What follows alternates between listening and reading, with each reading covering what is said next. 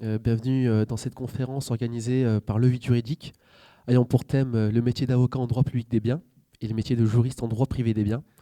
L'objectif de la conférence d'aujourd'hui est d'avoir un autre regard sur ces métiers du droit, un regard que je qualifierais plutôt de très concret, où nous aurons l'occasion d'aborder le quotidien d'une avocate et d'un avocat et d'un juriste, leurs expériences allant de l'obtention du diplôme jusqu'aux difficultés liées à l'accès à ces deux métiers, qui paraissent à la fois très différents, mais qui, comme nous aurons l'occasion de l'évoquer, auront aussi de nombreux points communs. C'est aussi la question de l'évolution de ces métiers aujourd'hui. Pour ce faire, nous avons la chance aujourd'hui d'avoir à nos côtés, pour animer cette conférence, Madame Bonato, avocate au barreau de Lyon, mais également chargée de travaux dirigés à Lyon 3, peut-être que vous connaissez déjà du coup, et ainsi que Monsieur Péric Barrault, juriste en droit privé des biens, et également chargé de travaux dirigés à Lyon 3. Donc merci de votre présence déjà pour commencer. Peut-être un petit point sur le déroulé de la conférence, sur cette heure et demie qui nous attend. Concernant les questions, d'abord on va aborder vos deux parcours respectifs, donc la question de la vocation par exemple, et ensuite dans une seconde partie on fera une partie beaucoup plus pratique sur votre quotidien et donc la différence et la similitude entre vos deux métiers. Pour terminer cette conférence, une partie sera consacrée aux questions des étudiants. Donc pour commencer, une question assez simple, mais je pense qui est très importante, hein, c'est pourquoi êtes-vous devenu avocate et pourquoi êtes-vous devenu juriste? Vos parcours. Ouais, Je vous laisse la parole. Euh, Galanterie. Merci. Alors, est-ce que bien collé du coup. c'est tout bon? Alors, pourquoi je suis devenue avocate? C'est une question qui n'est pas évidente en fait. Et c'est vrai que voilà, là maintenant, j'attaque ma 7e année de bar. On réfléchit plus trop à cette question-là. Et je me suis orientée dans le droit parce que je sais pas, j'ai eu une attirance pour ce métier de la défense en fait, de cette idée d'aider les personnes qui sont face à un souci juridique, d'aider ces personnes à se retrouver dans ce méandre juridique, les aider à faire valoir leurs droits. Mais ça, c'est vraiment l'aspect qu'on a plus dans l'imaginaire collectif du défenseur, qui est un vrai volet de notre métier. Mais il y a aussi, ce que j'ai découvert dans la pratique, c'est l'aspect de conseil. Et là, je pense que ça rejoint aussi un peu votre métier, cet aspect d'aider le client, pas forcément à faire valoir ses droits en justice, mais de tout simplement l'aider à comprendre la situation juridique autour de lui et le guider dans ces règles où on a quand même un contexte d'inflation juridique et de complexification des normes. Et parfois, les clients, alors, qui sont des personnes publiques en ce qui me concerne, viennent nous voir en nous disant voilà, nous on veut faire ça, mais en fait on ne sait pas comment faire, en fait on ne sait pas où on en est. Et donc ça c'est vraiment ce qui m'attire dans ce métier. Question difficile. Enfin, c'est toujours compliqué de répondre à des questions très très simples. Je vous prie d'excuser ma voix qui est un petit peu fluctuante ce soir. Voilà, à cause d'une angine. Ce n'est pas très original. Alors moi, à l'inverse, j'ai pas du tout choisi le droit ab initio. C'est-à-dire que j'ai commencé par un master 2 en finance de marché pur avec teinté de droit boursier, mais en fait très peu juridique finalement, quand on a y regardé de plus près. Donc des activités de marché, vraiment de finance corporate, etc. Donc pas du tout dans le droit. Et de manière très différente, moi, ce n'est pas ce sentiment de défense, c'est plutôt ce sentiment de ce qui est juste, vraiment. C'est peut-être mon signe astrologique, j'en sais rien. Cette balance de justice, de ce qui est juste ou de ce qui ne l'est pas. Et pour savoir ce qui est juste ou pas, il faut s'y intéresser. Donc j'ai repris le droit bien plus tard. Vraiment bien plus tard, j'avais plus de 30 ans. Donc c'était il y a très longtemps. Et donc j'ai repris tout simplement une licence. Et je me suis dit, je vais faire un peu de droit et puis je vais voir en travaillant à côté. Et puis ensuite, j'ai abandonné mon travail pendant un temps parce que je me suis passionné pour le droit, en me disant, je vais peut-être faire une licence et puis ensuite je verrai. Et de fil en aiguille, eh bien, un master. Et puis ensuite, le diplôme diplôme juriste conseil entreprise des JCE pour justement, c'est donc 3 ans après, encore, après le master, mais où je me suis dit, j'aimerais justement avoir ce rôle de conseil, pouvoir conseiller. Parce que ce n'est pas parce qu'on a de la connaissance qu'on peut conseiller, ce n'est pas si simple. Et par exemple, moi, défendre les intérêts, j'en serais totalement incapable. Je ne sais pas ce que c'est. Je ne sais pas ce que ça représente que de défendre quelqu'un.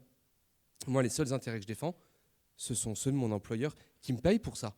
J'ai un contrat de travail avec lui. Et donc, il y a un principe de loyauté, vous le verrez en droit social, qui est inhérent à tout contrat de travail.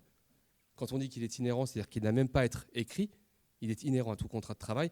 Et c'est ce principe de loyauté qui me guide à défendre les intérêts de mon employeur qui me rémunère, mais je n'ai pas cette impression de le défendre. Voilà. Mais toujours dans cette continuité, du coup, est-ce qu'on peut parler de vocation aujourd'hui dans vos métiers?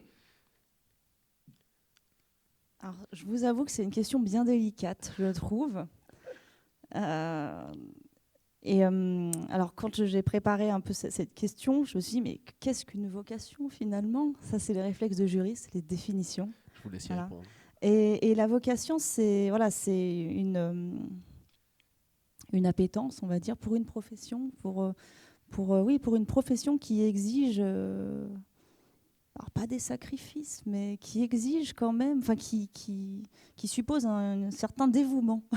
Et alors il y avait une liste de professions qui était citée, malheureusement pas les professions juridiques, donc on n'était pas forcément vus comme des professions à vocation. Moi je dirais que oui, quand même. C'est une profession qui est exigeante, qui est passionnante. Et oui, c'est une vocation. Je ne me verrais pas du tout faire autre chose, sauf peut-être enseignante en droit. Parce que l'enseignement, cette transmission du savoir, c'est aussi quelque chose de très fort, enfin qui résonne très fort en moi. Donc voilà, mais il y aurait toujours cette idée de droit derrière, de matière juridique. Mais oui, c'est incontestablement une vocation.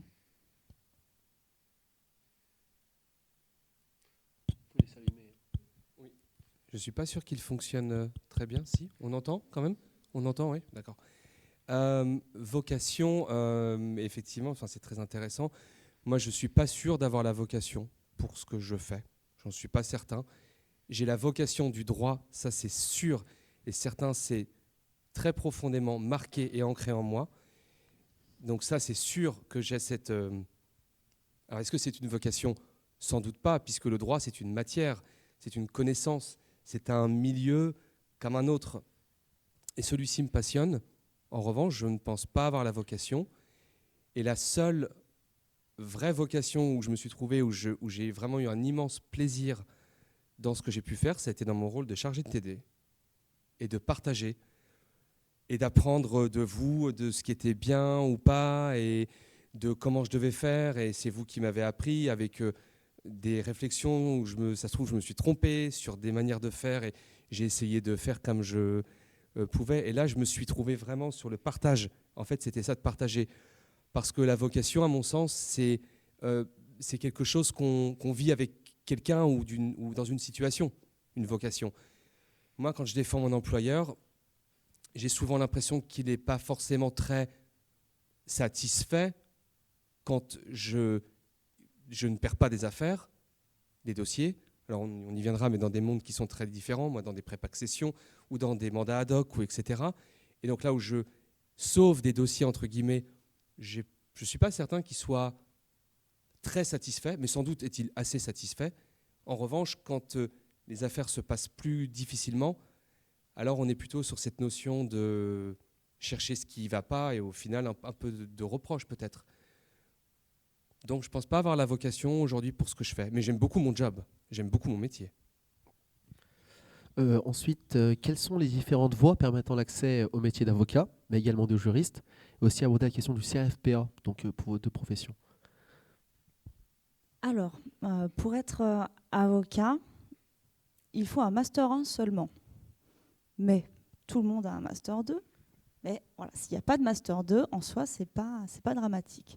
Donc après notre Master 1 ou le Master 2, généralement, on va avoir une période de préparation de l'examen d'entrée au CRFPA. Cette préparation, on va la faire dans un institut d'études judiciaires qu'on va coupler ou non avec une prépa privée. Ça dépend.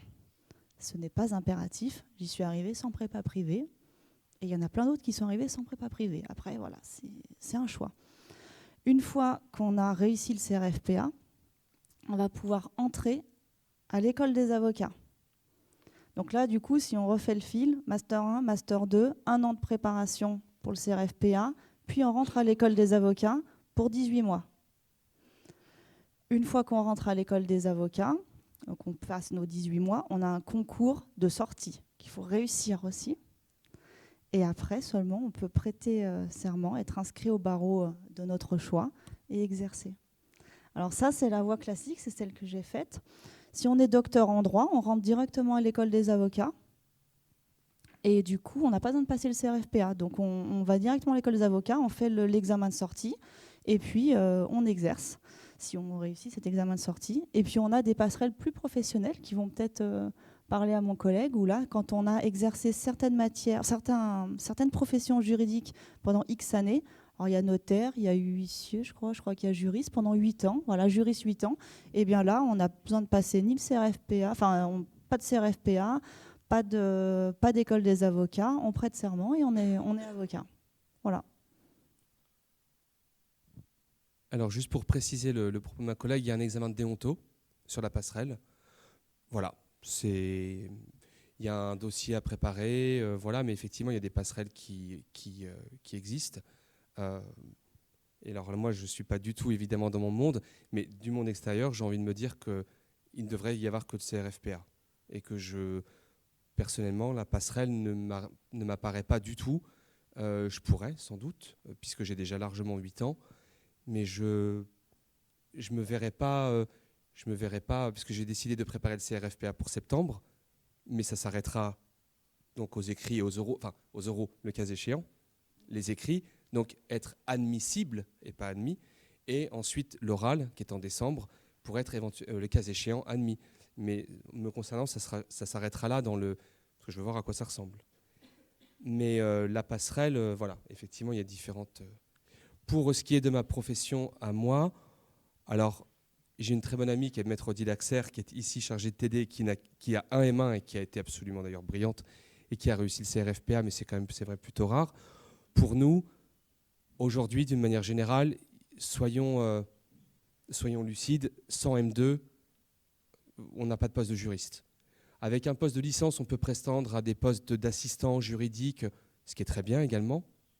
Et puis derrière, en interne, on peut très bien, d'assistante juridique, travailler dur dans la société, dans l'entreprise dans laquelle on est, et devenir juriste. Donc encore une fois, il faut arrêter avec les idées complètement arrêtées, les idées reçues. On peut très bien faire une licence, rentrer dans une boîte comme assistant juridique et devenir juriste par la suite. Ça demandera beaucoup de boulot, mais ça existe. Et j'en connais. Voilà.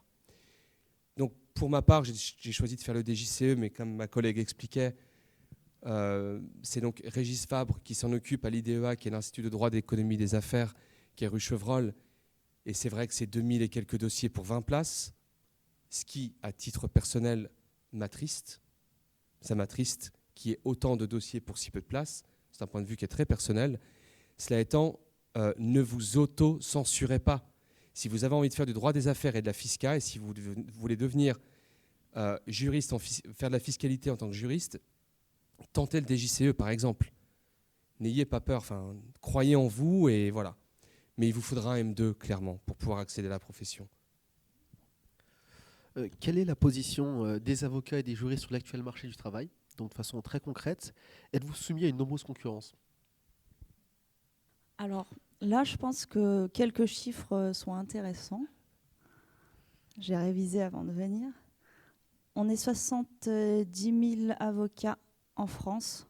Ça, c'est des chiffres qui datent du 1er janvier 2020. C'est les derniers qui sont publiés sur le site du Conseil national des barreaux. Donc 70 000 avocats. Et chaque année, on a 3 800 élèves avocats qui arrivent,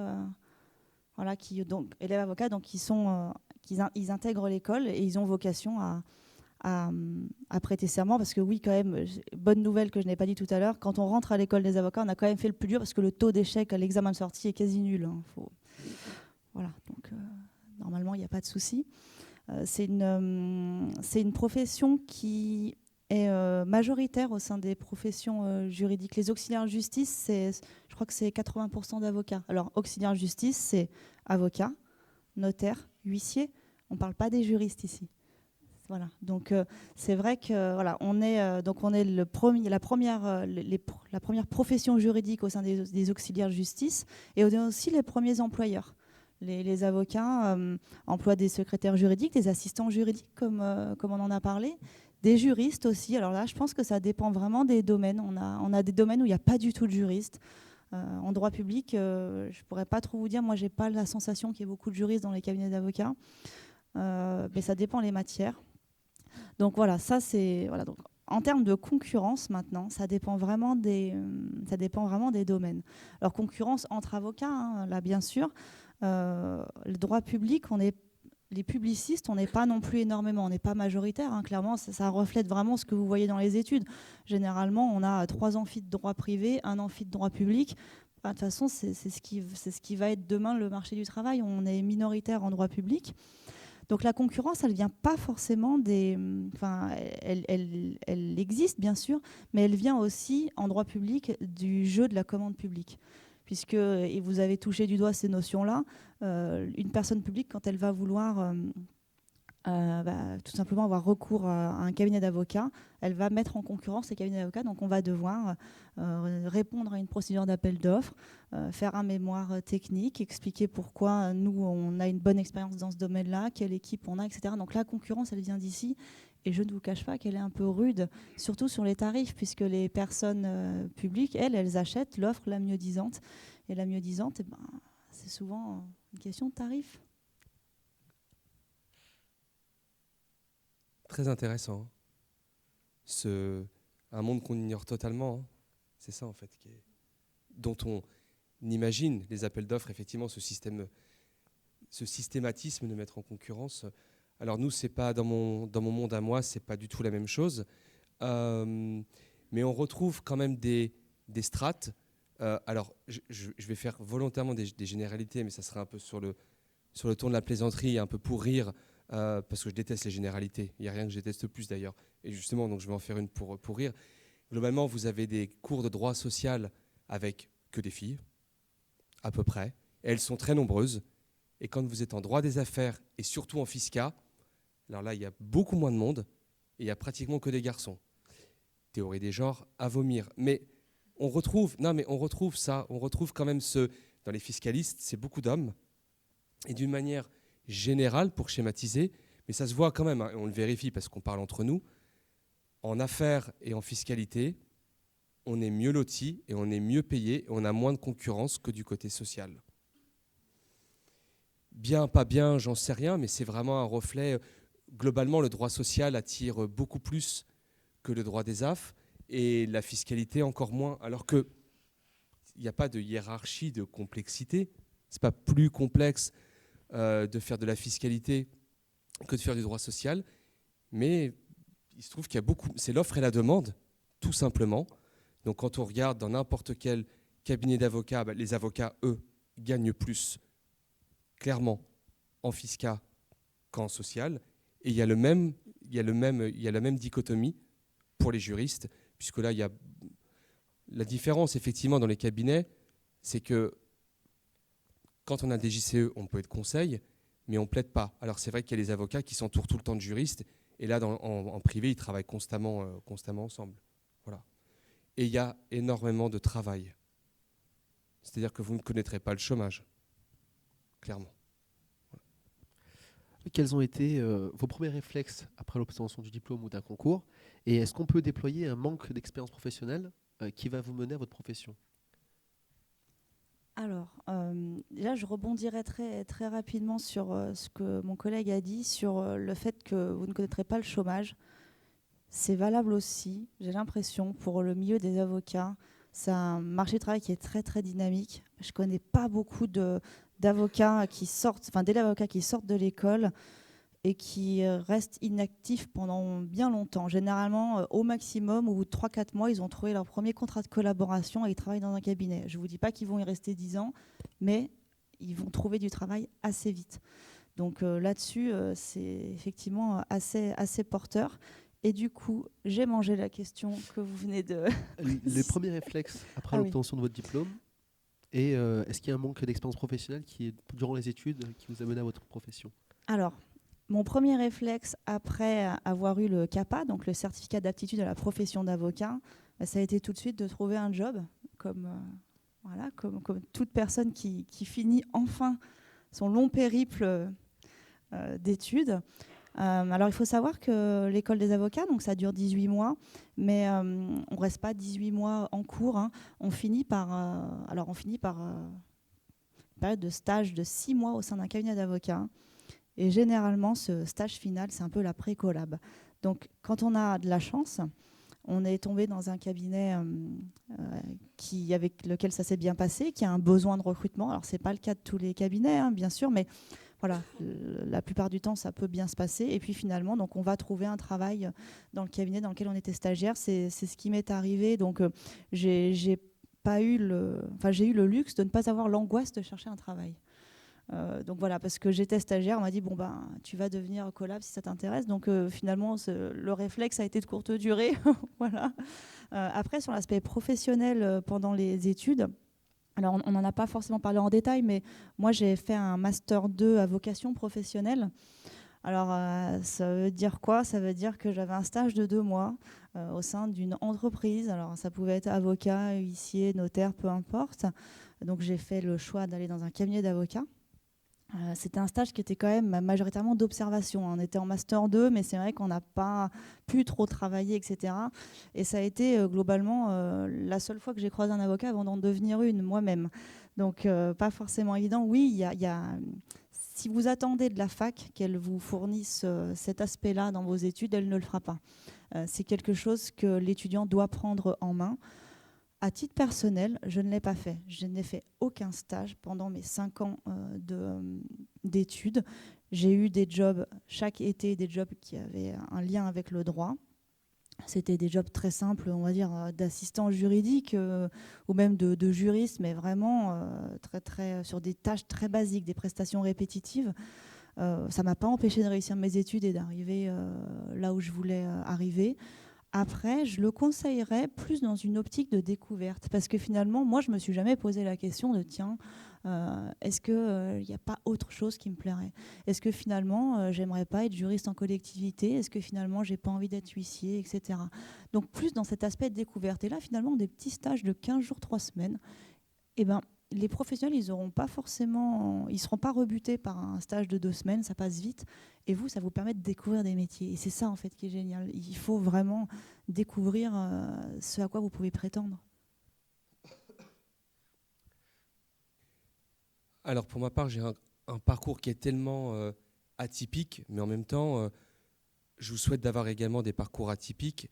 Et c'est bien d'entendre, j'ai fait 5 ans sans faire de stage parce que j'avais pas envie, ou peu importe les raisons d'ailleurs. Et ce que vous devez absolument vous dire, et j'ai pas envie de vous parler comme si j'étais votre père, j'ai l'âge de l'être, mais c'est ne pensez pas qu'il y ait des parcours comme ça qui sont tout tracés. Moi, quand j'ai repris le droit, comme je vous le disais, j'ai repris ça au début en cours du soir, etc. J'ai bossé des week-ends comme un fou pendant plusieurs années.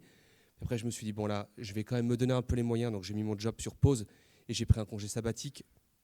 Et on m'a donné d'ailleurs une autre année encore. Donc j'étais déjà dans le monde de l'entreprise avant.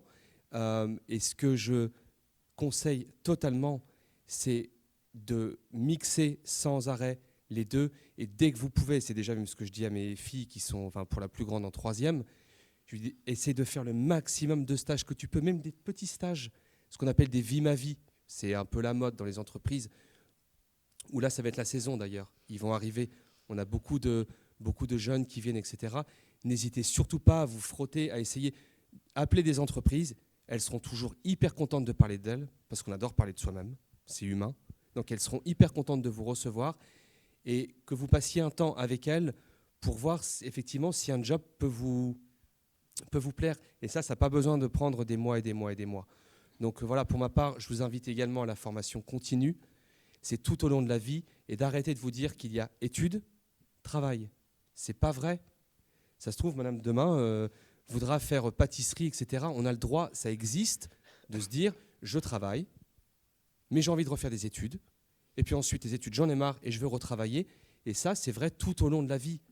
Alors, on pourrait se dire que plus l'âge avance et moins en adoption, moi, je suis sûr que si Dieu me prête vie, à 70 ans, je serai ici. Hein. Ça, si Dieu me prête vie, je serai quelque part dans ce monde qui m'a toujours plu. Donc, le travail et les études, ce n'est pas un schéma qui est figé. Études, travaille pour tout le restant de la vie et ça s'arrête. Voilà ce que je dirais, et que quand on vient d'avoir son diplôme, eh bien on continue une voie professionnelle. Pour ma part, évidemment, j'ai changé de job parce que vous pouvez quand même prétendre à un autre poste, notamment je suis dans une banque, donc il y a beaucoup d'opportunités. Donc j'ai pu avoir un autre poste avec un meilleur salaire, etc. Mais ça, c'est une conséquence d'une reprise d'études. Voilà. Maintenant, une question, je pense, qui va intéresser pas mal de monde, c'est la question des salaires. Donc la question, ça va être, est-ce que ce salaire d'être avocat ou juriste vous semble en corrélation avec vos diplômes et existe-t-il une disparité des salaires dans votre milieu? Alors, les avocats, 96% des avocats n'ont pas de salaire en tant que tel. En fait, là, ça touche du doigt les modes d'exercice. Si un jour certains d'entre vous portent la robe, ils seront en fait indépendants, la plupart d'entre eux. C'est-à-dire vous allez devoir créer votre entreprise, monter votre cabinet. Alors ça ne veut pas dire poser sa plaque, ça veut dire que vous allez être indépendant et 99% du temps, vous allez travailler en tant que collaborateur libéral dans un cabinet d'avocats. Donc, alors très concrètement, ça veut dire quoi? Ça veut dire que tous les jours, vous allez vous lever pour aller dans un cabinet d'avocats qui va vous fournir des dossiers. Donc, vous n'irez pas chercher de clients en tant que tel. Et tous les mois, vous allez percevoir une rétrocession d'honoraires de la part du cabinet qui vous a choisi comme collaborateur. Cette rétrocession d'honoraires, elle sera fixe. Mais dessus, vous allez, c'est du brut, c'est-à-dire que vous allez payer toutes vos charges, vos URSSAF, etc. sur cette somme qu'on vous donne. À côté de ça, et c'est là la beauté de ce métier, vous allez pouvoir développer une clientèle qui vous est personnelle, avec des dossiers qui vous sont propres, qui sont donc gérés par vous de A à Z. Et là, l'argent qui résultera de cette activité sera 100% à vous et viendra gonfler votre chiffre d'affaires. Donc on a vraiment cette double possibilité pour générer un chiffre d'affaires intéressant quand on est avocat. Alors, je ne vais pas vous mentir, au début, on n'a pas forcément toute la confiance en soi pour développer sa clientèle personnelle. Ça prend un petit peu de temps, mais on se lance et puis on se rend compte qu'on apprend vite. Donc on peut y arriver. En termes de rétrocession d'honoraires, il faut savoir que chaque barreau fixe une rétrocession d'honoraires minimale pour la première et la deuxième année de barre. Alors à Lyon, ça a été revalorisé récemment et là, la première année, vous êtes payé pour un collaborateur donc, qui fait du temps plein, 2 850 € par mois et la deuxième année, on passe à 3 000 € par mois. Là-dessus, attention, il va falloir payer vos URSSAF, etc. Donc, on va dire qu'on fait une enveloppe de 30 et quelques %, voire 40, ça dépend si on est très très prévoyant. Mais on peut dire autour de 30-35% de charges. Donc quand vous allez toucher 3 000 €, vous en enlevez 35% qui vont partir en taxes pour l'État. Après, c'est la rétrocession minimale. Moi, j'ai commencé à plus en première année. Les cabinets vont offrir plus la plupart du temps. Enfin, ça dépend en fait votre domaine de compétences. En droit public, en principe, en tout cas, c'était d'usage que les rétrocessions étaient un peu au-dessus de ce minimal. Alors, il se trouve que sur le réseau social que j'invitais d'ailleurs les étudiants à utiliser, qui est le seul qui vaille la peine à mon sens, qui est LinkedIn, il y a 2 jours d'ailleurs, et j'ai vu que vous l'aviez liké ou je ne sais plus, justement il y a des grilles pour les juristes qui bien entendu sont critiquées, etc. Là c'est un autre monde. C'est-à-dire que le monde du juriste, essentiellement à 98%, enfin si je prends le 96 justement pour faire le pendant, c'est du salariat. Avec la protection que ça a, c'est-à-dire que vous avez votre employeur qui paye 50% de charges patronales, pour vous donner 100, lui a dépensé 50. Vous touchez 100 et vous avez, si vous êtes cadre, mutatis mutandis, 22% de charges. Voilà. Donc il vous reste 78. 250 à la base, vous arrivez à 78. Donc c'est plutôt protecteur. c'est le salariat. Et là, encore une fois, hein, on retombe là sur... alors, nous, il n'y a pas de réglementation, évidemment. Beaucoup appellent de leur vœu à ce qu'il y ait une réglementation des salaires. Alors, il y a un salaire minimum, comme vous le savez, d'accord, mais l'inflation, on n'a pas à revaloriser les salaires à l'aune de l'inflation. Et ça va dépendre de quelle université vous sortez. Il ne faut pas non plus le cacher, ça compte. Ça compte, notamment à Lyon. Les Lyonnais sont très lyonnais. Par exemple. Non, mais ça, on l'entend hein, quand on discute entre nous. Voilà, l'université, c'est selon l'université. Évidemment, selon son expérience. Évidemment, selon son domaine, encore une fois. Quand vous êtes en fiscalité, quand vous êtes en affaires, vous êtes mieux loti que quand vous êtes en social, par exemple. Vous pouvez espérer globalement commencer sur une rémunération brute annuelle autour des 35 000 euros par an. Donc voilà, on parle d'environ 3 000 euros bruts par mois.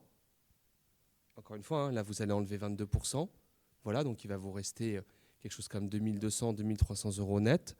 Selon où vous êtes, hein, on est bien d'accord que Lyon est mieux rémunéré que l'Isère ou que voilà, et donc ça attire des gens d'ailleurs de l'extérieur, et que lorsque vous êtes à Lyon intramuros et que vous êtes à Bourg-en-Bresse ou que vous êtes à Vienne ou que vous êtes à Chambéry, c'est pas la même chose évidemment, et Paris n'est pas non plus la même chose que Lyon. Donc il y a vraiment le secteur géographique, l'offre et la demande, c'est très très très très très tendu sur Paris, Lyon actuellement. Donc aujourd'hui, on a énormément de gens qui partent pour pouvoir aller chercher un meilleur salaire ailleurs. Et au bout de quelques années, vous pourrez prétendre à un salaire autour assez rapidement, c'est-à-dire au bout de 6-7 ans, vous êtes sur un 42, 43 000 et ensuite, voilà, vous avez les salaires qui montent. Voilà. Mais vous ne serez jamais riche hein, en étant juriste. Il faut juste, en étant avocat, je ne sais pas et je n'ai pas à me prononcer, mais en tant que juriste, vous ne serez jamais riche, hein, clairement. Quel est votre quotidien, une journée type dans votre métier? Alors, la journée type, là, je parle vraiment pour un avocat de droit public. Parce qu'un avocat privatiste, ça serait totalement différent. Il y a vraiment des très, très grandes différences. Donc, si jamais vous êtes attiré par le métier d'avocat, mais par les matières privatistes, de droit privé, surtout, ne vous en faites pas, ça ne sera pas forcément pareil. Alors, déjà, on se rend tous les jours au cabinet d'avocat, bien sûr. On travaille, alors on peut faire du télétravail, mais la plupart du temps, on travaille donc au cabinet. Et puis, ce qu'on va faire, c'est de la production juridique. Hein. Donc, la production juridique, ça va être vraiment des notes de conseil juridique. Donc là, ça appelle vraiment, c'est typiquement les cas pratiques que les étudiants peuvent faire. C'est vraiment un exercice qui est très, très similaire. C'est pour ça que j'aime bien faire des cas pratiques avec mes étudiants, parce que là, je retrouve vraiment l'aspect professionnalisant de la formation. Donc, production juridique, donc notes de conseil, mais aussi des écritures contentieuses, donc des jeux d'écriture, des mémoires en défense, des requêtes. Donc là, on est vraiment dans la défense. On peut aussi parfois rédiger des actes. Donc voilà, on est tous sur ces missions de prestation juridique. On a des temps d'échange avec les clients, donc que ce soit des appels téléphoniques, des visioconférences, des rendez-vous clients. Alors soit ils viennent jusqu'au cabinet, soit on va les voir. Alors, quand on fait du droit public, on se déplace plutôt auprès des collectivités. Hein. C'est plutôt nous qui allons voir nos clients pour faire des points sur les dossiers, pour aviser des stratégies, etc. Et aussi, là c'est un autre volet de la profession, on va en audience. Alors, aller en audience, en termes de fréquence, ça dépend des matières, ça dépend du domaine.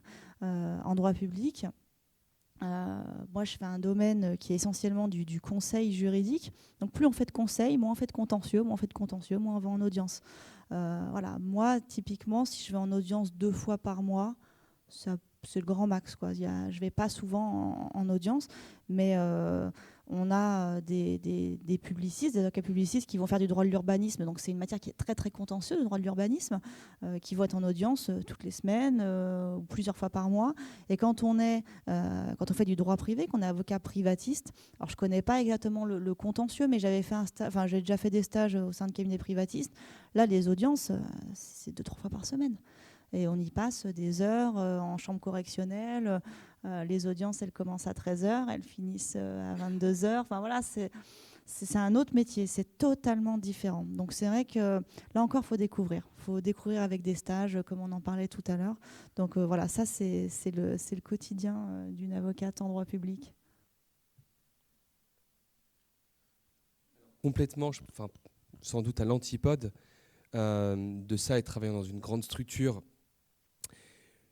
Qu'est-ce que c'est une journée type ? Une journée type, c'est une journée qui commence très tôt et qui va souvent se finir assez tard, avec de nombreuses tâches diverses et variées à l'intérieur. Il faut bien savoir que quand vous êtes juriste, on n'a pas d'avocat, d'accord, dans une banque. Il n'y a pas d'avocat. Ce qui veut donc dire que nos dossiers, pour qu'ils soient plaidés, en fait, il faut qu'on fasse appel à des cabinets d'avocats extérieurs. Ça tombe bien, je travaille au Britannia, on en a juste au-dessus, avec qui on travaille tout le temps, on travaille toujours avec les mêmes d'ailleurs.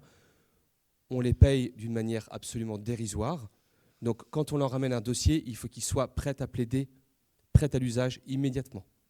C'est-à-dire qu'on ne peut pas leur demander pour le barème les barèmes datent de 2002, sans commentaire. Sans commentaire. Alors on leur apporte beaucoup de volume, et c'est par le volume qu'ils arrivent à garder leur marge. Je ne sais sincèrement pas comment ils font. Donc, qu'on soit au fond, ou qu'on soit en appel, ou qu'on soit en casse, quand on décide d'aller en casse, etc., nous, les dossiers, il faut qu'ils soient 100% validés et verrouillés en interne. Moi, j'ai cette grande chance, et je vous le souhaite également, de ne pas avoir un patron qui va vous dire constamment quoi faire. C'est-à-dire que moi, j'ai la main sur mes dossiers. Là, on a quand même des grilles de pouvoir, de toute façon, quand même, avec des systèmes de double signature quand on va prendre des décisions. Est-ce qu'on va interjeter appel ou pas ? Est-ce que ça vaut le coup ? Est-ce qu'on a des problèmes d'image ? Dans une banque, on a toujours cette notion d'image, etc. Et puis surtout, quand vous serez dans les affaires, si vous êtes en affaires, il y a des effets, et on les a vus, le jeu de la prescription, extinctive pour nous, acquisitive pour l'autre partie. On a le temps qui passe est notre ennemi juré. C'est la forclusion, c'est la prescription, c'est la caducité. On est sans arrêt tenu par le temps, et c'est un job qui est très stressant. Il faut l'accepter, il faut le prendre et en avoir conscience. Le temps qui passe, quand on se loupe, on se loupe. Vous avez peut-être fait, pour certains, peut-être pas encore, mais de la procédure civile. Quand on est en appel, on marche sur des œufs, et avec des grosses chaussures en général, parce qu'on n'est pas forcément équipé, on n'a pas forcément le temps, et les journées sont trop courtes. Et quand on est dans ma profession à moi, où je travaille avec des entreprises en difficulté, eh bien, il faut pouvoir prendre les états comptables très très rapidement, les bilans, les comptes de résultats, les annexes, regarder les liasses fiscales qui défilent. Il faut se faire une idée, une religion très rapidement sur une situation, parce qu'ensuite, on va rencontrer le mandataire. Il va falloir qu'on aille parler avec le juge commissaire, pardon. On a le mandataire, on a le liquidateur. Qu'est-ce qu'on fait ? Qu'est-ce qu'on a comme sûreté ? Est-ce qu'on est bien ? On a nos bonnes sûretés ou pas ? C'est d'ailleurs pour ça que je fais aussi du droit des sûretés, parce que c'est passionnant, notamment avec la réforme là, qui vient de tomber. Donc c'est un métier qui est très, très, très, très, très varié. Vous faites du droit des obligues, parce que vous avez du contrat, et sans contrat, il ne se passe rien entre un client et une banque. Donc vous avez du droit, évidemment, des contrats.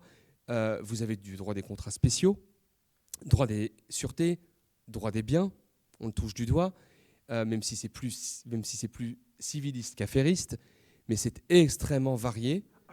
Et je ne sais pas pour ma collègue, mais nous, les journées ne se ressemblent pas, et ce qui est important, c'est de ne pas se perdre dans son agenda et de savoir mettre ses priorités.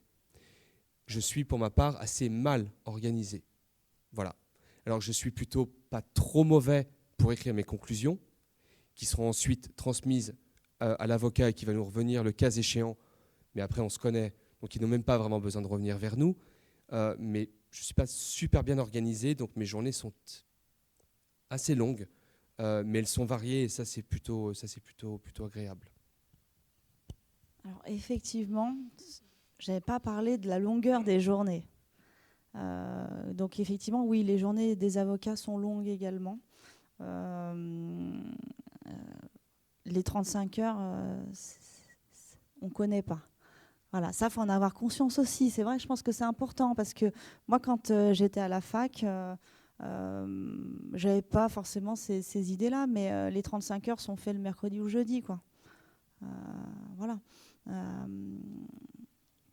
Et effectivement, il y a une certaine part de stress dans le métier parce qu'on a énormément de travail, parce que les journées sont longues, parce qu'on a des calendriers de procédures à respecter. Et encore, nous, on a de la chance en droit public. La procédure administrative est quand même beaucoup plus souple que la procédure de droit, la procédure civile. C'est effectivement très compliqué. Alors nous, on en fait de temps en temps parce que voilà, les personnes publiques, parfois, elles sont à traite devant les juridictions judiciaires et on tombe devant la cour d'appel. Clairement, nous, on prend un avocat pour nous aider sur la procédure. Parce qu'en fait, on n'est pas en capacité de suivre. On ne peut pas, en fait. C'est trop risqué. Donc voilà, il y a une part de stress. Effectivement, en droit public, les calendriers de procédure, ce n'est pas tout à fait la même chose. C'est beaucoup plus simple. Mais effectivement, il faut être organisé.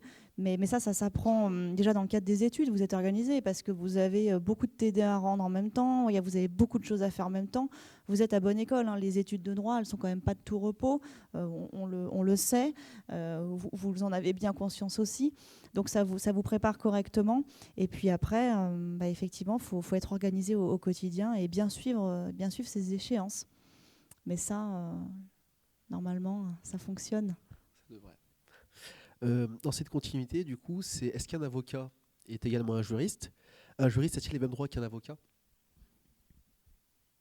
Alors, je trouve que le terme de juriste, c'est un terme assez général finalement. Un juriste, pour moi, en tout cas, et peut-être on verra si vous avez une position différente, c'est quelqu'un qui fait du droit en fait. Voilà. Et l'avocat est juriste. L'avocat est un juriste, bien évidemment. D'ailleurs, moi, je fais des notes de conseil qui ne vont pas du tout devant les juridictions. Et finalement, ma casquette d'avocat de contentieux, elle n'a pas ici d'intérêt fondamental. Donc oui, et je suis une juriste en plus d'être une avocate.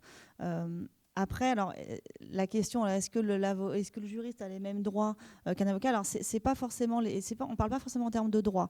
Par contre, il y a certaines prestations, certaines missions qu'un avocat peut faire et qu'un juriste ne peut pas faire, parce qu'on a un monopole sur certaines missions, et notamment sur les missions de défense.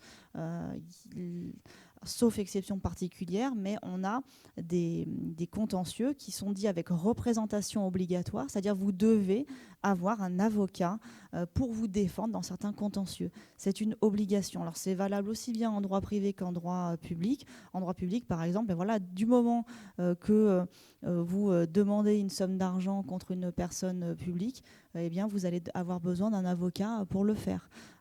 Donc voilà, on a ce monopole et des prestations qui nous sont réservées. Mais sinon, oui, nous sommes des juristes. L'inverse n'étant pas vrai, voilà.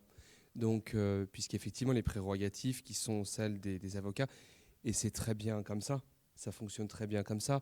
Mais évidemment, quand on se lève le matin, moi je vais aller voir ma jurisprudence, ce qui est tombé la veille, je connais mon livre 6 par cœur, j'ai mes chemins fléchés exactement comme je pense à Maître Charvolin, Maître Baudrier, etc., avec qui je travaille tout le temps.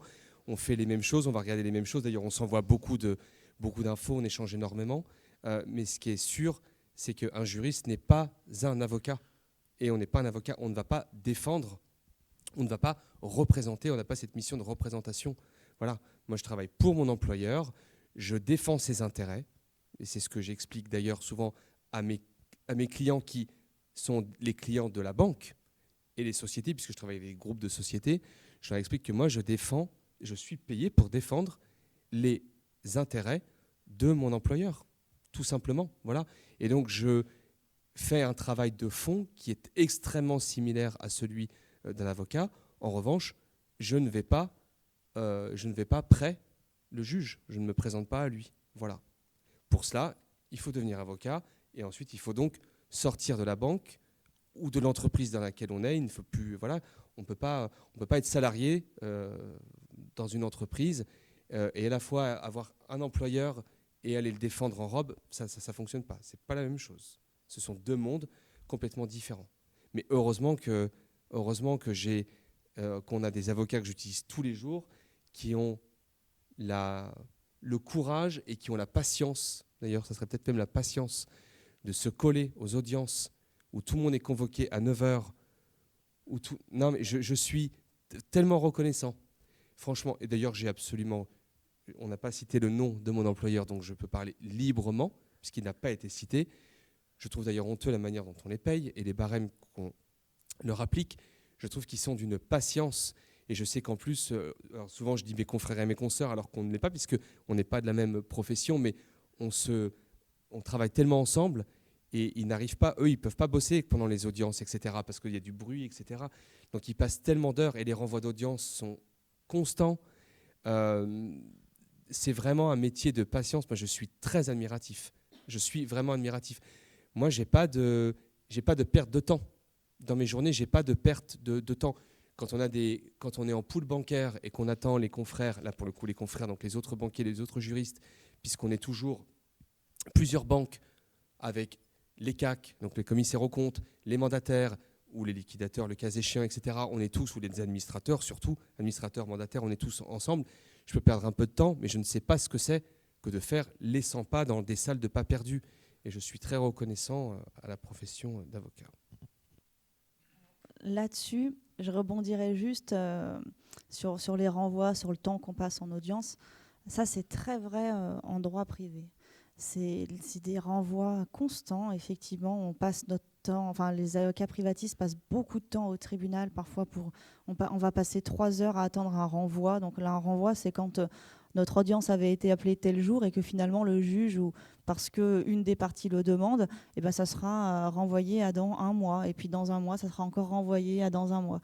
Alors ça ne se passe pas du tout comme ça en droit public. En droit public, c'est très rigoureux, c'est-à-dire qu'on commence un contentieux, puis il va y avoir des échanges d'écriture entre parties, puis au bout d'un certain temps, quand le juge estime que l'affaire est en état d'être jugée, il va fixer une audience, et là, il n'y a pas de renvoi, ça ne marche pas comme ça. Vous êtes prêts, vous n'êtes pas prêts, tant pis pour vous.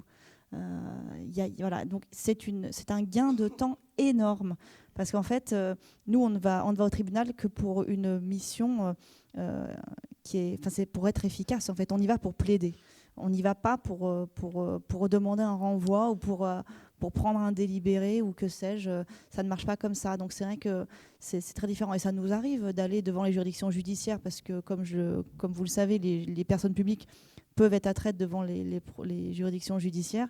Et c'est vrai que nous, ça nous chamboule complètement, les avocats publicistes, parce qu'on est là, on se déplace pour un renvoi.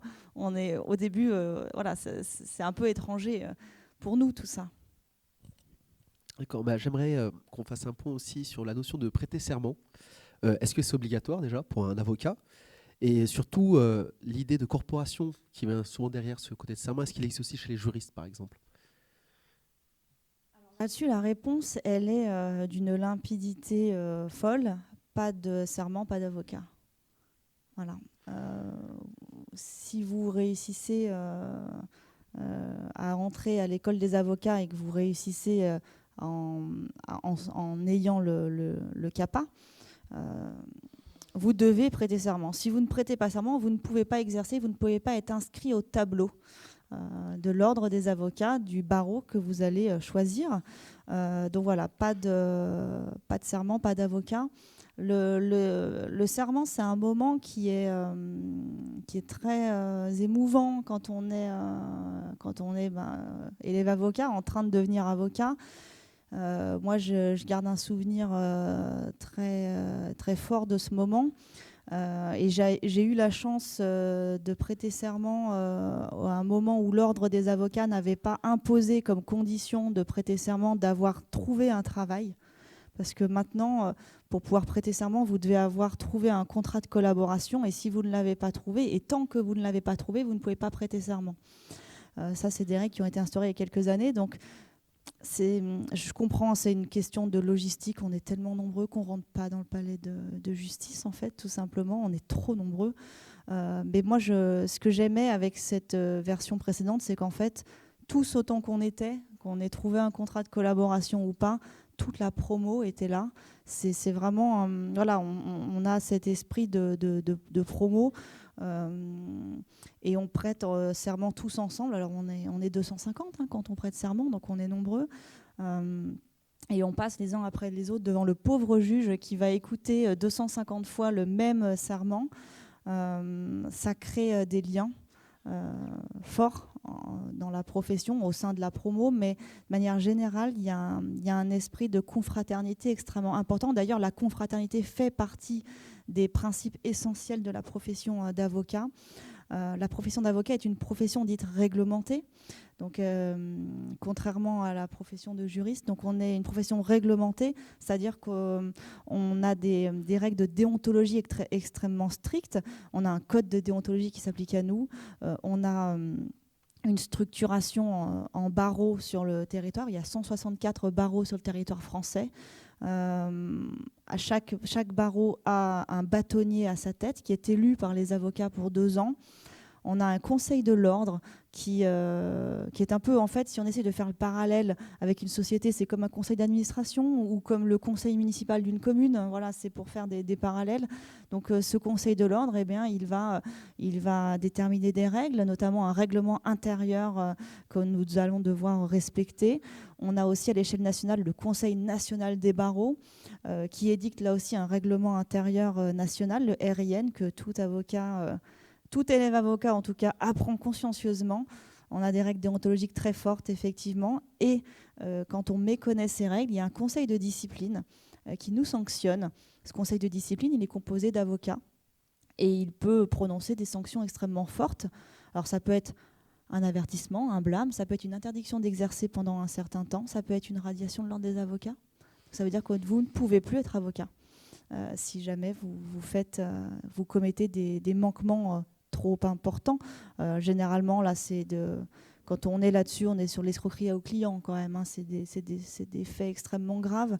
Voilà, donc on a quand même cet aspect de profession qui s'autogère. On a aussi des lois qui sont spécifiques à la profession. On a une loi de 71, on a plusieurs décrets. Voilà, on a un gros corpus juridique qui va s'appliquer à nous. Si vous êtes à l'école des avocats, vous allez les apprendre en long, large, en travers. La déontologie, c'est quelque chose qui est très, très important pour les avocats. Ça représente un grand champ d'enseignement à l'école des avocats. D'ailleurs, quand on sort de l'école des avocats et qu'on est avocat, pendant 2 ans, on a des obligations de formation continue renforcées en déontologie. Donc voilà, on a cet esprit vraiment de profession, je ne sais même pas comment l'expliquer, de corps réglementé. Et c'est vrai que au sein de la profession, il y a une vraie proximité entre les avocats. Généralement, les avocats se tutoient entre eux, par exemple. Avocats associés, collaborateurs, peu importe. On dit souvent, on fait partie d'une grande famille. Il n'y a pas de ça entre nous. Donc voilà, moi, je tutoie l'avocat associé pour lequel je travaille, alors qu'il a X années de plus que moi. Et voilà, il y a un vrai esprit de famille, en fait, dans cette profession qui est très, très forte. Et c'est vrai que quand on a un confrère qui a besoin de nous, on est enclin à l'aider de manière générale, en fait, sans se poser de questions. Et ça, c'est quelque chose qui est très sécurisant. Moi, des fois, j'ai des questions, parfois de procédure civile ou peu importe. Je sais que je peux composer le numéro de téléphone de n'importe quel avocat sur Lyon. Il prendra mon appel et il répondra à mes questions. Alors, bien sûr, en étant mesuré, et je ne vais pas lui prendre tout l'après-midi, mais il m'accordera 10-15 minutes sans souci et je ferai pareil pour n'importe quel avocat. Il y a cet esprit de confraternité qui fait de cette profession, je trouve, vraiment une belle profession et je suis fière d'en faire partie. Juste pour rebondir, est-ce qu'il y a des inconvénients du coup à cette corporation derrière ? Des inconvénients, je sais pas. Là, comme ça, je n'ai pas forcément d'idée d'inconvénients. Alors, l'inconvénient, je le verrais plutôt dans les règles déontologiques. Mais ça, je pense que vous avez un avis peut-être là-dessus, sur la liberté que cette absence de corporation de règles déontologiques peut vous offrir. Après, c'est aussi un garde-fou important pour les avocats. On ne le voit pas forcément comme une contrainte. Sur l'aspect de corporation, moi, j'ai pas forcément d'inconvénients. Je suis plutôt contente de me dire que que je peux trouver du soutien auprès de mes confrères? La revue du barreau avec Pierre-Jean Ferry où il danse, etc. Il y a toute cette grande famille aussi où certains jurés sont invités parce qu'on travaille beaucoup ensemble pour voir que vous êtes effectivement une belle et grande famille qui se fait, c'était où, la salle des 3000, je ne sais plus, la revue du barreau qui se fait début juillet, en fait, voilà. Donc on touche ça du doigt, mais c'est vrai que c'est quelque chose qui n'existe pas du tout chez nous. Sur la notion de prêter serment, je me souviens avoir posé la question à Michel Sapin, on n'en parlait pas, mais lorsqu'on a été ministre, on peut devenir aussi automatiquement avocat. Voilà, c'était le cas de Michel Sapin qui est devenu avocat, qui était ministre. Et donc j'avais justement posé cette question du serment, et je me la suis ensuite posée à moi-même. Je ne suis pas certain, aujourd'hui, là à l'instant, de souhaiter faire partie de cette corporation. J'en suis pas certain. C'est quelque chose qui doit être assez fort, j'imagine, en chacun pour prêter ou non serment. Comme je disais, je vais préparer le CRFPA et puis j'en resterai sans doute là. On peut changer d'avis, c'est toujours possible. Mais c'est quelque chose quand même qui est fort et qu'il faut, à mon sens, se poser. Est-ce que je suis prêt à défendre à tout prix? Ça peut être une vraie question à se poser. En tous les cas, nous, on n'a pas ça, on n'a pas la déontologie. Alors, on est, après, de par ma profession, mais ça, c'est inhérent uniquement au milieu dans lequel je suis, à savoir le domaine bancaire qui est extrêmement encadré, extrêmement verrouillé dans tous les sens. Et on a constamment des rappels sur, justement, les bonnes pratiques, etc., de ce qu'on peut faire constamment, parce qu'on a des prérogatives de banquier, des choses qu'on peut faire. On est les seuls à pouvoir émettre de la monnaie, par exemple. Et donc, on est extrêmement encadré sur la réglementation. Elle est très, très lourde, la réglementation bancaire et financière. Et on a, notamment sur le blanchiment d'argent, tous ces sujets-là, sont des sujets qui sont à la fois qu'on peut considérer comme pesants, mais qui viennent aussi encadrer nos pratiques. Et il est vrai qu'on a des sommes d'argent très importantes sur lesquelles on a des décisions à prendre et que donc on n'a pas ce code, mais on a en tous les cas ces règles qui sont extrêmement fortes. Est-ce qu'aujourd'hui, est-ce que vous conseillerez une spécialisation dans vos domaines, donc que ce soit le droit public ou le droit privé? Et est-ce que c'est une nécessité dans le monde du travail d'aujourd'hui? Alors, sur le choix de travailler en droit public ou en droit privé, alors déjà, ce qu'il faut dire, c'est qu'il n'y a pas nécessairement de choix à faire en tant que tel. En tout cas, pas forcément au stade des études. Moi, j'ai fait une licence en droit privé. J'ai fait un master 1 en droit privé et sciences criminelles. Option procédure civile d'exécution. Voilà. Et puis en master 2, je suis partie sur quelque chose de beaucoup plus vaste, métier du droit et de la justice. Alors là, on fait tout, hein. Civil, pénal, droit de la consommation, public, droit des étrangers, on voyait tout. Mais du coup, on voyait tout, mais pendant 15 heures. Donc on avait 15 heures de cours sur chaque matière. Donc on a pu découvrir plein de choses. Et c'est là où moi je me suis dit, mais en fait non, j'ai toujours aimé le droit public, j'y retourne. Et c'est comme ça que je me suis réorientée en public au stade du CRFPA. Ensuite, j'exerce en droit public. Je fais quand même du droit privé de temps en temps quand les dossiers le nécessitent. Effectivement, c'est plus confortable de faire soit du public, soit du privé, et vous ferez forcément une des deux matières de manière majoritaire. Parce qu'il y a un confort dans les règles de procédure, et puis il y a une nécessité d'un minimum de ne pas devoir tout réapprendre à chaque fois que vous commencez un dossier. Après, dans le domaine même que vous allez choisir, par exemple, vous voulez faire du droit public, la question peut se poser de se spécialiser dans une matière spécifique ou de faire un peu de tout. Alors moi, j'ai un profil où j'ai été très spécialisée pendant 4 ans. Pendant 4 ans et demi même, j'ai fait que du droit des collectivités territoriales et du droit de l'intercommunalité plus spécialement. Donc j'étais vraiment dans cette niche-là où je faisais que ça. Et puis là, je fais des dossiers beaucoup plus vastes où je fais plutôt du droit public de manière générale. Alors encore des collectivités, encore de l'interco, mais aussi un peu de commande publique, un petit peu de droit administratif des biens, un petit peu d'urba. Voilà, je touche un petit peu à tout. Et finalement, là, ici, il n'y a pas de règle, en fait. C'est plutôt vous. Est-ce que vous voulez, voilà, est-ce que vous avez un tempérament à vous dire, OK, je vais être vraiment hyper calé dans telle matière et je vais absolument tout connaître. Et là, vous êtes finalement en train de devenir un expert dans ce domaine-là, ou est-ce que vous allez vouloir un peu toucher un petit peu à tout et avoir des dossiers un peu plus variés, ou du coup aussi, c'est un peu le pendant, vos connaissances, elles ne sont pas forcément aussi précises, mais pour les besoins du dossier, vous allez répondre à une problématique très précise qui va faire que vous allez le traiter correctement. Souvent, ces domaines hyper spécialisés, ça va être des dossiers, des domaines un peu qu'on appelle des niches, par exemple le droit de l'énergie, des choses comme ça, où là, il y a aussi derrière un vrai aspect technique à acquérir.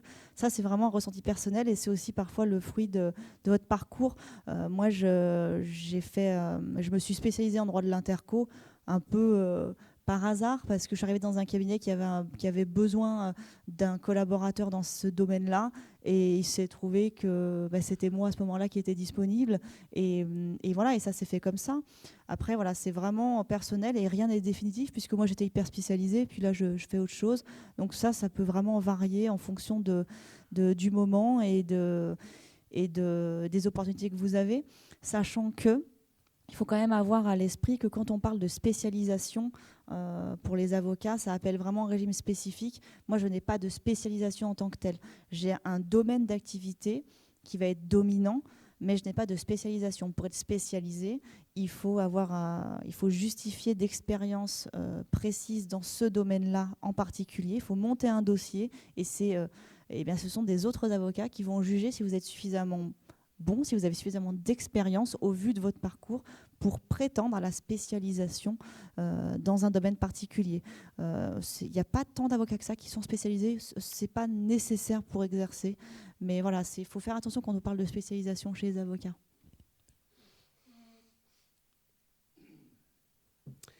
De mon côté, j'ai un discours qui est beaucoup moins nuancé, en ce sens que lorsque vous allez... je pense qu'il faut se poser la question très tôt de ce que vous voulez faire, parce que d'une manière générale, vos stages vont vous amener vos premiers CDD, et chemin faisant, avec les CDD, vous allez avoir un CDI, et puis vous allez avoir tendance, c'est vrai, à être assez segmenté. En atteste, par exemple, les offres d'emploi que vous voyez.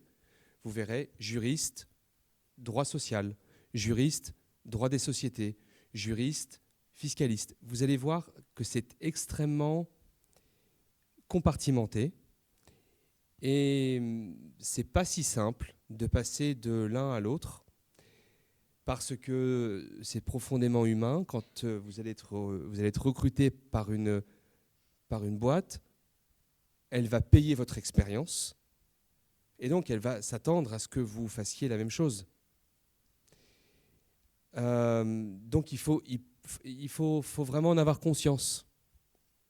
Quand on rentre dans un domaine difficile, sauf à accepter de repartir avec un salaire inférieur pour acquérir de nouveau une expérience, etc., et évoluer là-dedans. Ce n'est pas si simple. Ça, il faut quand même bien l'avoir en tête.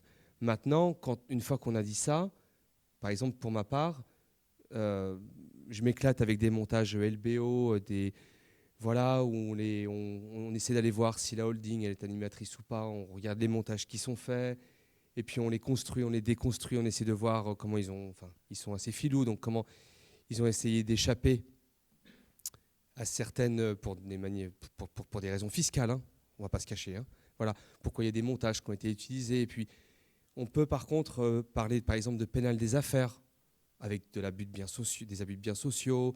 On a par exemple dans l'exécution, on va avoir par exemple on va toucher à toutes les voies d'exécution. Donc ça peut être quand même très très large. Mais il faut bien avoir en tête que lorsqu'on rentre dans un domaine, une spécialisation pour le coup, qui n'est pas actée par un diplôme, parce qu'en plus, sur une spécialisation, je crois que vous avez un diplôme en plus. Les anciens avoués, je crois, aujourd'hui, sont obligés d'avoir il y a besoin d'avoir une spécialisation pour pour interjeter appel, par exemple, je crois. Alors, je vous avoue que ça, c'est de la procédure civile en tant que telle. Je sais qu'avant, effectivement, il y avait ce qu'on appelait les avocats, et on avait à côté les avoués qui étaient spécialistes des procédures d'appel. Et tous les avoués sont devenus avocats. Tout à fait. Ils étaient déjà avocats d'ailleurs, voilà. parce qu'il fallait être avocat pour devenir avoué. Mais en fait, c'était tellement compliqué la procédure d'appel, mais ça reste toujours compliqué. Et c'est vrai que avoués, comme Romain Laflic, je connais très bien. C'est ça. Voilà. Donc après, je sais pas s'il y a je connais assez mal les spécialisations en droit privé, mais certainement peut-être qu'il y a une spécialisation en procédure d'appel. En tout cas, c'est vrai qu'ils sont très précieux ces avoués, ces anciens avoués. Oui, chez l'ex-avoué par exemple. On les utilise beaucoup. Donc ayez juste ça en tête. Pour un métier de juriste, on a tendance à ensuite évoluer au niveau salaire, etc. Et on ne va pas avoir envie de revenir en arrière. Alors, je grossis un peu le trait et comment dire, mais ça ressemble quand même à ça. C'est-à-dire qu'un avocat un juriste en droit des sociétés va changer de structure, va passer typiquement, en plus c'est la guerre entre les cabinets d'avocats et les cabinets d'expertise comptable. Dans mon monde, en tous les cas, on passe de l'un à l'autre, eh bien, on va rester juriste en droit des sociétés. Voilà, il faut bien en avoir conscience. Est-ce que, je pense à la dernière question par rapport à l'horaire, est-ce que vous avez des conseils pour celles et ceux qui souhaitent devenir avocate ou juriste dans le monde professionnel ou en tant qu'étudiant Alors, je pense que le premier conseil que je donnerais, c'est d'être persévérant. Parce que les études... Voilà, les études juridiques, mais voilà, vous êtes pour la plupart en licence 3 au moins, vous êtes en train d'approcher tout doucement du Master 1. Vous avez très bien conscience des efforts à fournir pour les vivre actuellement. Il faut être persévérant, il faut être courageux. Mais en fait, ce qu'il faut vous dire, c'est que vous vous destinez à des professions qui sont exigeantes où il faut être persévérant. Donc là, vous êtes à bonne école. Ce que je vous conseillerais aussi, et c'est peut-être ce que j'aurais aimé entendre quand j'étais à votre place, je vous dirais d'être bienveillant avec vous-même. Avec vous-même, parce qu'il y aura des échecs, il y aura forcément des mauvaises notes, il y aura des fois où ça ne s'est pas passé comme vous le souhaitiez. Donc voilà, cultivez cette bienveillance en vous disant que vous avez fait aussi de votre mieux, quand c'est le cas, bien sûr, ou voir ce que vous pouvez faire de mieux. D'être aussi bienveillant avec les autres, le travail en groupe, expliquer aux autres, ça peut être extrêmement vertueux. Moi, je le vois en tant que chargée de TD. Quand on apprend à quelqu'un, on apprend soi-même. Et ça, vraiment, soyez bienveillant avec les autres. Faites-vous confiance. Voilà, soyez confiants en l'avenir, en vos capacités. Dites-vous que ça va bien se passer parce que la plupart du temps, ça se passe bien en fait. Et même si des fois, il y a des moments où vous trébuchez, le parcours, il se fera. Moi, j'ai eu des échecs dans mes études. J'ai redoublé une année.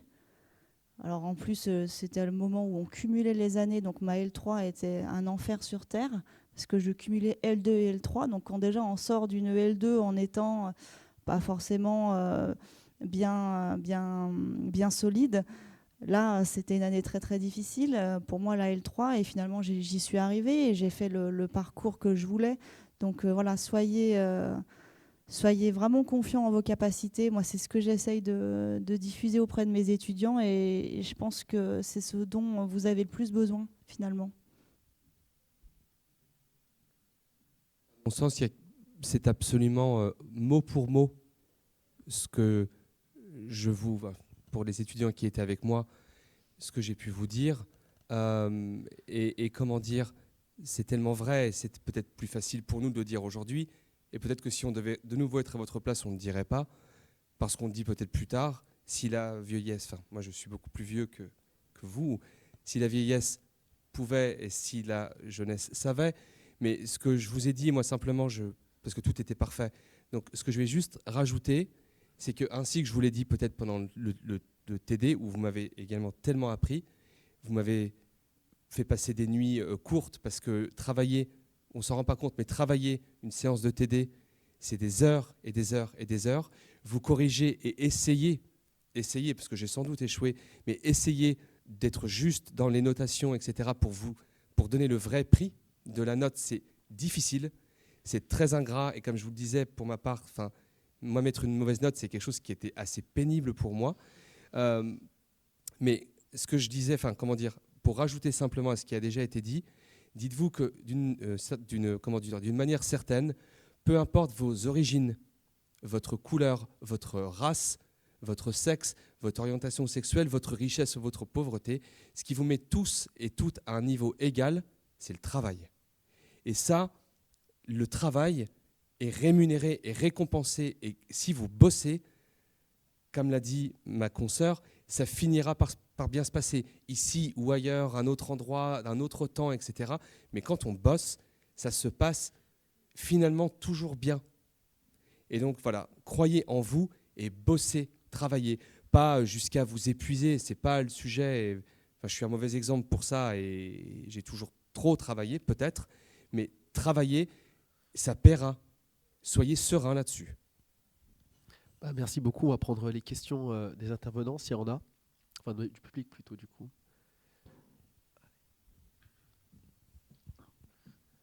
Bonsoir à tous. Merci beaucoup pour votre présentation qui était très instructive. Alors, ma première question, elle renvoie à ce que vous venez de dire, c'est-à-dire le rapport au travail. Quand vous avez parlé de votre routine et d'une journée en tant que juriste ou d'avocat, vous n'avez pas tant parlé de ce qui relevait plus de la vie perso, dans le sens où comment est-ce que vous arrivez à agencer la charge de travail que vous avez dans votre vie professionnelle avec quand même allouer du temps à vos proches, à vos amis, etc. Est-ce que c'est assez personnel, mais si vous pouvez nous indiquer les erreurs, par exemple, que vous avez pu faire pour qu'on ne les reproduise pas, parce qu'on sait que c'est des professions exigeantes, donc qui peuvent piéger un peu dans ce sens-là. Donc voilà, merci. Je serais bien en peine de répondre à cette question. C'est un peu le défi, je pense, qu'on vit au quotidien. L'équilibre tant recherché entre la vie professionnelle et la vie personnelle. Il y a un élément aussi dont on n'a pas parlé, parce que voilà, on vous a prévenu que c'était des professions exigeantes. Ce qu'il faut savoir, c'est qu'il y a quand même un certain nombre d'avocats qui raccrochent la robe assez vite. Je crois que dans les 5 ans, je crois que c'est 30%. C'est énorme. Et en partie à cause de ça. Parce que les journées se terminent tard et qu'on a envie de profiter de la vie, ce qui est une chose qui est souhaitable. Moi, j'ai quand même l'impression, et je ne sais pas si c'est quelque chose que vous partagerez, que les nouvelles générations, elles sont peut-être moins destinées à être tiraillées à se dévouer comme ça au travail, comme nous, on peut l'être. Moi, je le ressens dans les élèves avocats, les plus jeunes générations d'avocats. J'ai l'impression qu'ils sont plus aussi dans une recherche et ils le trouvent plus facilement que nous, peut-être cet équilibre. Après, c'est des questions de tempérament aussi, c'est très très personnel. Mais oui, en tout cas, c'est un objectif à se fixer, puisque si vous êtes en burn-out, de toute façon, il n'y a rien de bon qui en sortira. Vous avez besoin de profiter de votre famille et de vos amis pour être bien dans votre esprit et donc travailler correctement. Je pense qu'il faut quand même aussi se fixer un peu des limites en termes d'horaire, en termes de... Voilà, par exemple, moi, j'essaye, et j'y arrive la plupart du temps, de finir ma journée à 19h. Pour avoir une soirée en fait avec la personne avec laquelle je vis, pour avoir une vie de famille. J'essaye de voir mes amis aussi assez fréquemment. Et en fait, ça, je me rends compte que c'est une réflexion qui est plutôt récente en fait chez moi, parce que je suis sortie de l'école. On est tellement content d'avoir un travail, d'avoir une collaboration qu'on y passe beaucoup de temps. Il faut dire qu'au début, c'est très exigeant aussi. On part de rien. Quand on sort de l'école des avocats, on n'est pas avocat du tout. On a été formé vaguement à du droit, mais en fait, la réalité du métier, c'est pas ça. On a besoin de travailler très dur pour acquérir des réflexes.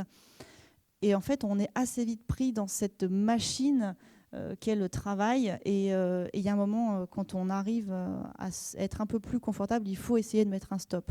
Il faut essayer de se fixer des horaires. Il faut parfois, quand on a des clients personnels, arriver à dire non, en fait, là, je ne peux pas prendre votre dossier ou je ne peux pas le prendre avec cette échéance-là. Il faut arriver à mettre des limites. Et parfois, c'est plus difficile quand c'est l'avocat associé qui vous demande certaines choses. Quand vous êtes collaborateur et que c'est votre associé qui vous demande certaines choses, c'est encore plus compliqué. Parce que ce n'est pas une question de non, je ne prends pas votre dossier. C'est vous allez dire à votre boss, en fait, là, ça ne passera pas. Le dossier, je ne pourrais pas le faire correctement. Donc après, c'est chercher un cabinet, un associé avec lequel le dialogue est possible. Parce que des avocats qui ont des charges de travail qui sont inhumaines, oui, c'est assez fréquent. Et c'est là où, en fait, il faut savoir dire stop. J'ai l'impression quand même que les nouvelles générations d'associés également sont plus réalistes sur tout ce qui est charge de travail. J'ai l'impression, en tout cas, voilà, moi, je suis pas associée. Je le serai peut-être dans quelques années. C'est tout ce que je peux me souhaiter. Je ne souhaite pas avoir un collaborateur en burn-out au bout de 6 mois. Enfin, ce que je souhaite, c'est quelqu'un qui est épanoui dans son travail, qui a une vie qui a une vie personnelle à côté, qui est heureux dans sa vie, parce que plus il sera heureux dans sa vie et plus il sera heureux de travailler et meilleur sera son travail. Donc ça, après, c'est à vous de fixer des limites. Parce qu'il faut bien vous dire que votre employeur, alors que ça soit... Je pense que ça, c'est valable pour tout, que ce soit votre avocat associé ou peu importe, il n'a aucun intérêt à ce que vous ne travaillez moins. Il n'a aucun intérêt à ça. Donc c'est à vous de mettre des limites et de vous faire respecter. Et ça, c'est possible. Ça, c'est totalement possible. Donc il n'y a pas... voilà, en tout cas, le fait d'avoir cette idée, déjà, d'avoir cette préoccupation, ça montre quand même que les mentalités sont en train de changer, je pense. Parce que moi, cette réflexion-là, je l'ai peut-être eue il n'y a même pas un an, en fait. Et en même temps, on parle de vous, la nouvelle génération, en tout cas une autre génération que la nôtre. Et moi, je vous trouve très, très dur entre vous. On en parlait avec Lauriane. Je vous ai trouvé, c'était très intéressant. Et moi, vous avez été, et vous continuez d'ailleurs d'être, ma cure de jouvence, vraiment. Et c'est tellement intéressant et vous êtes tellement enrichissant de réflexion.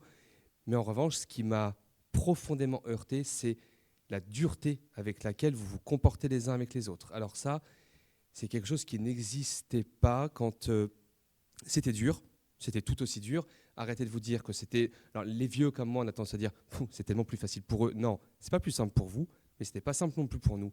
Finalement, c'est toujours le jeu de la concurrence avec la chaise musicale où de toute façon, il n'y a pas de place pour tout le monde.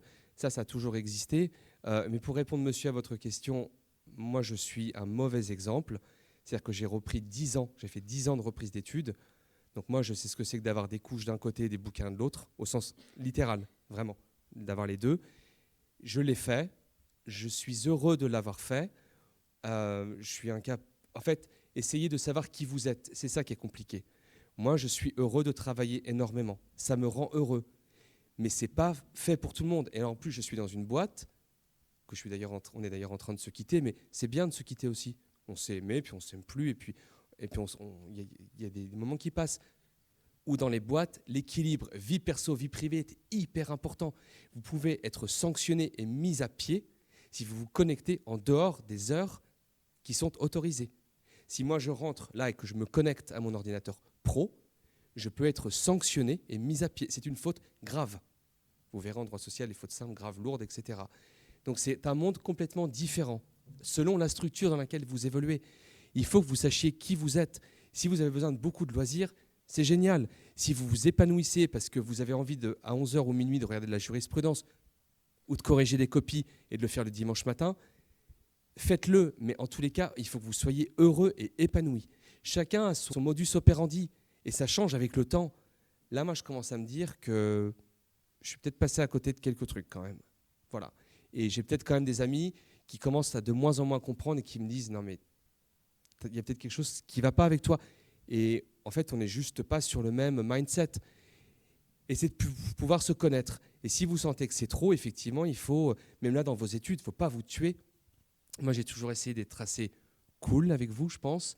Vous avez vu que ceux qui n'ont pas rendu les devoirs, j'étais toujours le premier à dire, parce que justement, moi je suis l'inverse de ça, de dire, vous n'avez pas rendu votre devoir, vous me le rendrez à la prochaine séance. Ou alors vous avez rendu, vous n'avez pas trop aimé votre note, je vous recorrige. J'ai corrigé en moyenne 3 copies par étudiant. Ce qui m'a fait un travail de fou, mais parce que justement, je ne pourrais certainement pas du tout attendre des autres qu'ils soient ce que moi je suis. Voilà. Donc, connaissez-vous. J'aimerais juste rebondir. Effectivement, alors, on parlait de règles à se fixer. Je pense que, après, ça dépend. Moi, je sais qu'une des règles que j'ai, c'est que je ne travaille pas les week-ends. C'est hors de question que je travaille les samedis et les dimanches. La seule exception, c'est les travaux dirigés, parce que je ne peux pas les faire la semaine. Donc oui, les 10 semaines de travaux, j'enseigne 10 semaines par an. Je le fais, c'est comme je disais tout à l'heure à SADEC, j'enseigne une matière, un semestre, un groupe. Au-delà, je ne peux pas, de toute façon, c'est pas possible. Je travaille 10 heures par jour, j'ai besoin de dormir, en fait, tout simplement. Donc je travaille les samedis et les dimanches exclusivement pour les TD, parce que je ne peux pas le faire à un autre moment. Mais c'est la seule exception. Parce qu'en fait, sinon on ne s'en sort plus. Au bout d'un moment, il faut savoir dire non, stop. Et ce stop-là, il faut savoir le mettre assez tôt. Et c'est que pour le mieux, je pense. Est-ce qu'il y a peut-être une autre question, une dernière?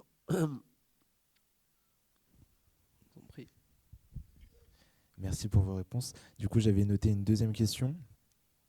C'est dernière, ouais. Au niveau du temps, ok. Donc, je vais passer à la troisième. Parité homme-femme sur les questions quand même. Je sais pas si. Non, monsieur, c'était une boutade, posez votre question. Du coup, vous avez parlé des valeurs de la défense et de la justice qui vous ont guidé personnellement dans votre cheminement jusqu'à la profession du droit. Du coup, j'aurais aimé savoir quelle place vous placez, quelle place vous accordez à l'éthique et à vos valeurs personnelles au sein même de votre profession au quotidien. Voilà. Alors, c'est une question assez intéressante, en tout cas d'un point de vue avocat, je trouve. Nous, on est indépendant. Hein, donc, on a le loisir de refuser, bien sûr, un dossier parce que ce que le client pourrait souhaiter, ce que le client envisage, le projet du client ne nous convient pas. On peut donc dire non, on ne traitera pas votre dossier. On peut aussi refuser un dossier, pas parce que c'est le dossier en tant que tel qui pose souci, mais parce que c'est le client qui pose souci. Voilà, donc là on est plutôt sur des aspects politiques, mais on peut dire non, moi je ne travaille pas pour des communes de tel bord politique, par exemple. Donc ici on a une indépendance qui est très très forte et qui va en fait rejoindre nos valeurs personnelles. Donc on a cette liberté-là quand on est avocat de pouvoir dire non, je ne traiterai pas cette affaire. Et ça, cette possibilité, elle est possible même quand on est collaborateur. C'est-à-dire que moi, si un jour mon associé vient me voir en me disant voilà, tu vas traiter tel dossier et que ce dossier me heurte mes valeurs, heurte mes principes, je peux, en tout cas théoriquement, moi, ça ne m'est jamais arrivé d'être face à cette situation, mais j'ai un devoir de conscience et je peux dire écoute, ce dossier, je ne souhaite pas le traiter parce que ça me heurte en fait dans mes valeurs. Donc j'ai cette liberté-là que n'ont peut-être pas les salariés. Justement, dernier point qui fait que tout nous oppose sur la forme, peut-être, plus que sur le fond. Moi, je ne peux pas refuser une affaire qui m'est confiée. Alors, j'ai cette chance de traiter des affaires, ce qu'on appelle à enjeu, puisque 98% des affaires sont sous-traitées par les banques par le simple jeu du fait que des collaborateurs qui sont dans des petites études vont coûter beaucoup moins cher que moi, et j'en ai bien conscience. Mais en revanche, quand il s'agit de dossiers qui sont dans les critères d'affectation qui ont été fixés par la direction générale, je n'ai pas du tout la liberté de refuser. Je vous rappelle une nouvelle fois, pour terminer sur du droit social, le lien de subordination. Hein, souvenez-vous, on produit un service, on est rémunéré et on a un lien de subordination. Moi, j'ai un lien de subordination. Alors, quand je disais tout à l'heure que je n'aimais pas de chef, cela voulait dire que je n'ai pas quelqu'un au quotidien. Je vais devoir boire. Donc, mon collègue respire de nouveau. Moi, je n'ai pas de lien de subordination. L'avocat associé et l'avocat collaborateur, il n'y a pas de... Il y a une hiérarchie dans les faits, bien sûr, parce que l'avocat associé, il a généralement plus d'expertise, il a plus d'expérience, il a plus de vécu, donc il a plus de connaissances et il va guider son collaborateur, mais il n'y a pas de lien de subordination en tant que tel. Et ça, c'est extrêmement important au sein des avocats. C'est qu'il n'y a pas de hiérarchie, il n'y a pas de lien de subordination comme on a dans le salariat. Merci, cher maître, d'avoir fait la transition. Donc, il faut bien vous dire, effectivement, qu'en tant que juriste, vous aurez un lien de subordination et que donc vous devrez vous conformer à ce lien et que si vous n'acceptez pas ce lien, vous pourrez donc rompre ou voir rompu votre contrat de travail pour faute. Voilà. Je pense que c'est l'heure de mettre fin à la conférence. Donc, je vous remercie tous les deux pour votre présence et les réponses que vous avez pu apporter. Aussi, les questions très pertinentes du public, mine de rien. Ainsi, je souhaite aussi remercier l'équipe LVJ qui a pu organiser cette conférence, que ce soit les caméras au fond ou le kakémono qui n'est pas évident à mettre. Et je vous souhaite une bonne soirée, il est 20h, c'est ça ?